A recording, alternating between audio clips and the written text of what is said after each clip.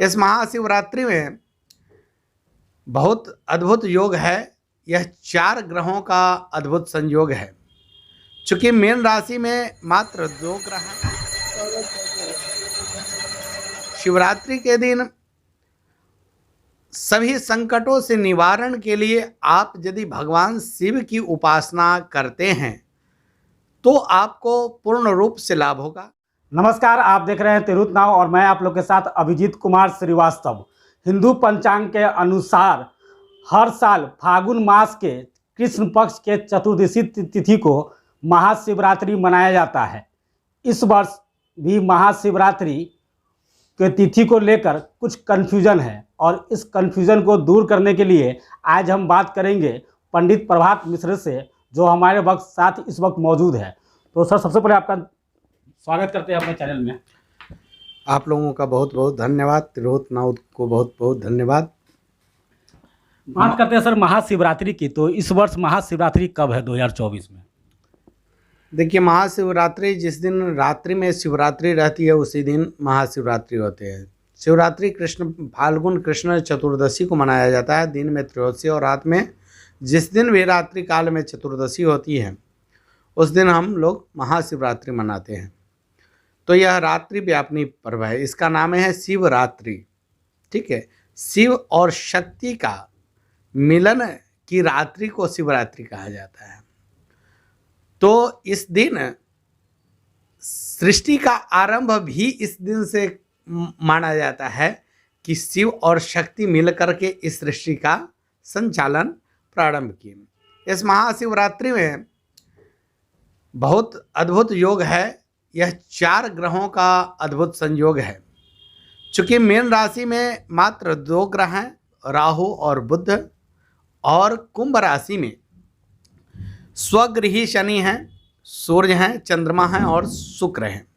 ये 4 ग्रहों का योग में मनाया जाएगा इस बार शिवरात्रि का महापर्व।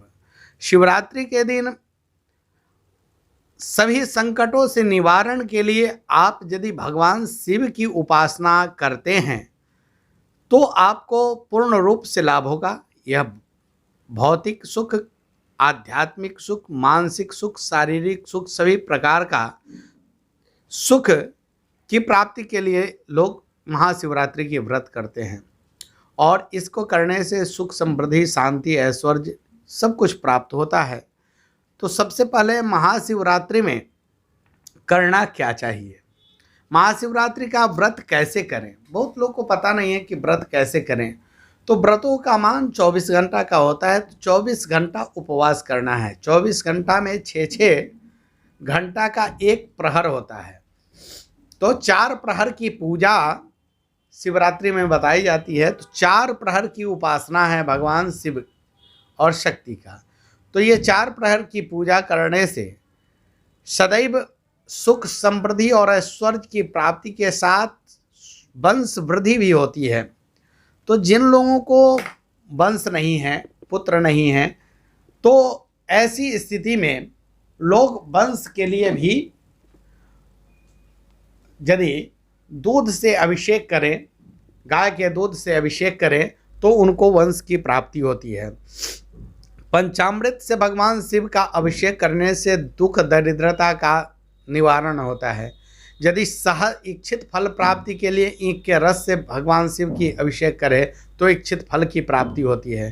शहद से अभिषेक करें तो आरोग्यता की प्राप्ति होती है और संबंध में मधुरता आती है। जो लोग के घर में पारिवारिक कलह है वे लोग यदि मधु से स्नान भगवान शिव का कराएं, मधु से अभिषेक करें तो उनको सुख, समृद्धि की प्राप्ति के साथ संबंध में मधुरता आती है। और इस बार ये योग जो बना है 4 ग्रहों का, इसमें चंद्रमा मन का कारक चंद्रमा भगवान शिव के मस्तक पर विराजमान है। इसलिए चंद्रमा मन सो जाता, मन की शांति के लिए और मानसिक शांति के साथ साथ अर्थ की प्राप्ति के लिए भी भगवान शिव की उपासना सुखद है। और इस दिन यदि 4 प्रहर की पूजा की जाए तो सर्वोत्तम है। इसका मुहूर्त क्या होगा सर? जो लोग व्रत करेंगे उसका मुहूर्त क्या होगा और कैसे करना होगा उन्हें? व्रत तो सूर्योदय से अगले सूर्योदय तक का होता है। हिंदू धर्म में एक सूर्योदय से लेके अगले सूर्योदय तक 24 घंटा का व्रत होता है। 8 मार्च को ही जो भी लोग व्रत करेंगे वो 8 मार्च को ही व्रत करेंगे। हाँ, 8 मार्च शुक्रवार के दिन ही इस व्रत को। इसकी विधि क्या होगी, कैसे करेंगे?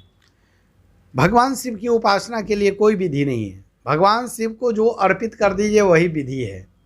विधि मनुष्य का बनाया हुआ चीज़ है और विधि से यदि पूजा करते हैं तो कर्मकांड में इसकी विस्तृत विवरण है और इसके लिए आपको जो है पहले जलाभिषेक करें, फिर पुष्प, चंदन, धूप, दीप, वस्त्र, नैवेद्य आदि की प्रकरण है।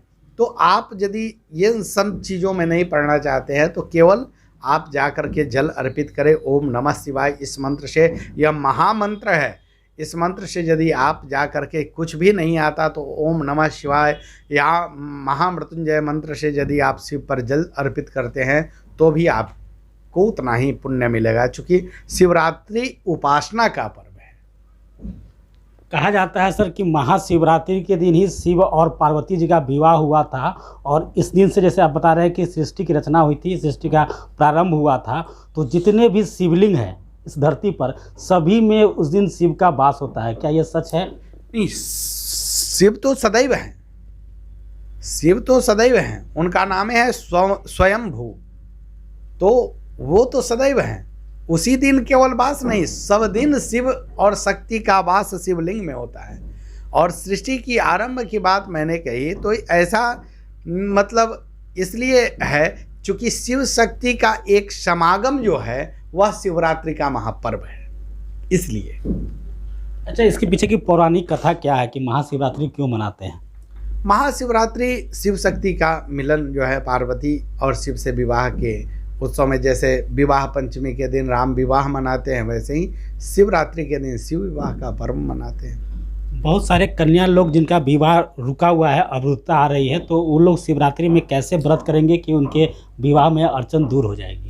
यदि भगवान शिव पर जाकर के जल में हल्दी मिला करके और अर्पित करेंगे पति की कामना से तो उनको उनके विवाह का अड़चन दूर हो जाएगा और पति की प्राप्ति होगी। सर, कुछ जेंट्स लोग के साथ भी यही समस्या है, वो क्या करेंगे? वो भी यही प्रकरण करेंगे।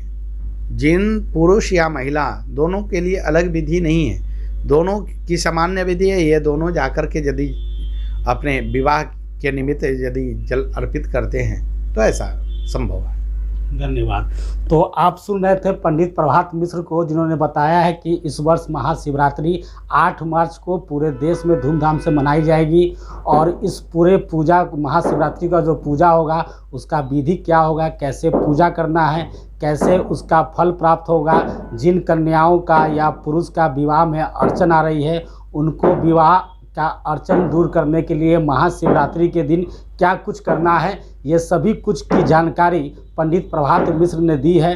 तो ऐसे ही ताज़ा अपडेट के लिए जुड़े रहिए तिरहुत नाव के साथ। और अभी तक आपने इस चैनल को लाइक और सब्सक्राइब नहीं किया है तो फौरन इस चैनल को लाइक और सब्सक्राइब कर लें।